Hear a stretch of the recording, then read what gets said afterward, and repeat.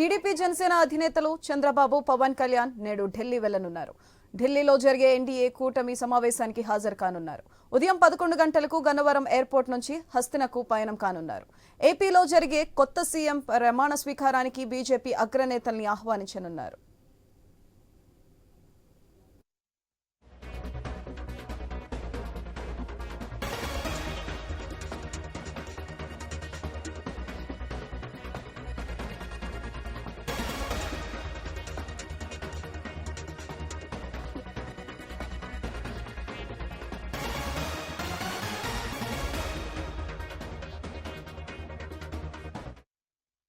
TDP Janasena అధినేతలు చంద్రబాబు పవన్ కళ్యాణ్ నేడు ఢిల్లీ వెళ్లనున్నారు.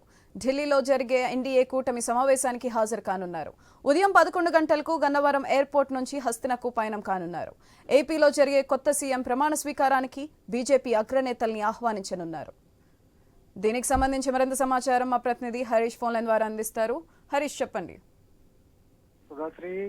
ఏపీలో నూతన ప్రభుత్వం అధికారంలోకి వచ్చిన తర్వాత ఇక ప్రమాణ స్వీకారానికి సంబంధించినటువంటి ఏర్పాట్లపైన ప్రత్యేకమైనటువంటి దృష్టి సారించారు. 3 పార్టీలకు సంబంధించినటువంటి కూటమికి సంబంధించినటువంటి నేతలతో పాటుగా ఇతర మిత్రపక్షాలకు సంబంధించినటువంటి పార్టీలను అంటే ఎన్డీఏ కూటమిలో ఉన్నటువంటి పార్టీలన్నింటినీ కూడా ఆహ్వానించనున్నారు. అదేవిధంగా పక్కనే ఉన్నటువంటి తెలంగాణ రాష్ట్రానికి సంబంధించినటువంటి ప్రభుత్వం, కాంగ్రెస్ ప్రభుత్వానికి సంబంధించినటువంటి నాయకత్వానికి అంటే ప్రభుత్వంలో ఉన్నటువంటి ముఖ్యమంత్రి రేవంత్ రెడ్డిని కూడా ఆహ్వానించాలని చెప్పి భావిస్తున్నారు.